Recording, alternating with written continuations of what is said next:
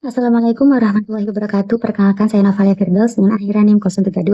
Teori ini dikembangkan oleh Albert Bandura. Teori ini menekankan bagaimana lingkungan, terlebih perilaku orang lain dapat menjadi model dari munculnya perilaku seseorang. Teori ini juga percaya bahwa perilaku itu dipelajari, tidak muncul begitu saja. Salah satu penelitiannya adalah beberapa sadis. Dari penelitian itu dapat disimpulkan bahwa anak bisa belajar perilaku hanya dengan mengamati perilaku orang lain. Bagi Skinner yang terpenting dalam perkembangan adalah apa yang kita lakukan, bukan apa yang kita pikirkan atau rasakan. Sedangkan menurut Bandura, manusia belajar dan berkembang bukan hanya dari apa yang mereka lakukan, tapi juga dari bagaimana mereka berpikir dan apa yang ada di sekitar mereka. Menurut Bandura, perilaku kita dipengaruhi oleh tiga hal yang saling berhubungan. Ketiganya saling mempengaruhi secara timbal balik dalam membentuk perilaku kita. Salah satu bagian penting yang dibahas dalam teori ini adalah evaluasi diri, yaitu keyakinan diri untuk mencapai suatu hal. Seperti contoh, seorang anak melihat temannya bisa mengerjakan soal dengan benar, lalu anak ini mempercaya bahwa dia juga bisa jika ia belajar dengan rajin. Dua aspek penting dari teori pembelajaran sosial yang pertama yaitu pembelajaran observasional. Pembelajaran ini melalui proses pengamatan, baik pengamatan secara langsung maupun lewat cerita atau hanya penjelasan. Yang kedua yaitu pemodelan. Pemodelan adalah langkah setelah kita mengamati orang lain. Setelah kita mengamati, kemudian kita bisa meniru perilaku tersebut.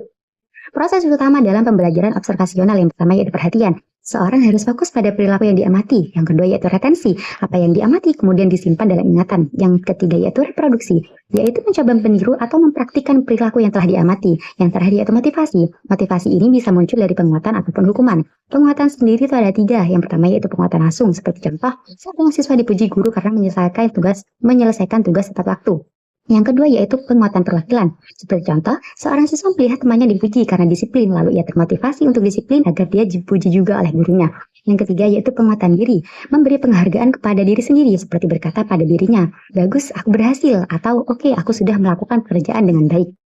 Implikasi pada pendidikan sains. Teori ini penting dalam pembelajaran sains karena keduanya sama-sama menekankan bahwa siswa dapat belajar dengan mengamati dan meniru perilaku yang ditampilkan.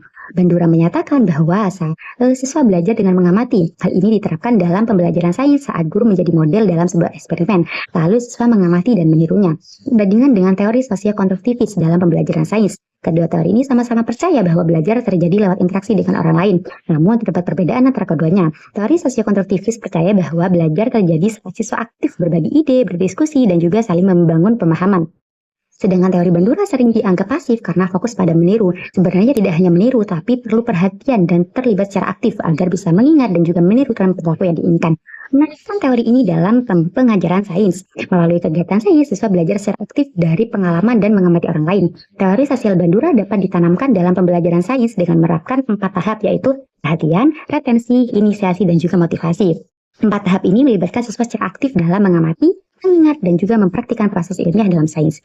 Pembelajaran sosial dalam sains menggunakan teknologi digital. Belajar sains tidak hanya terjadi di sekolah, siswa bisa juga belajar dari TV, internet, ataupun video ilmiah. Saat mereka melihat penjelasan tentang sains, mereka belajar dengan cara observasi. Ini sesuai dengan teori Bandura. Dan TIK di sini yaitu membantu memperkuat proses belajar ini. Sekian dari saya. Wassalamualaikum warahmatullahi wabarakatuh.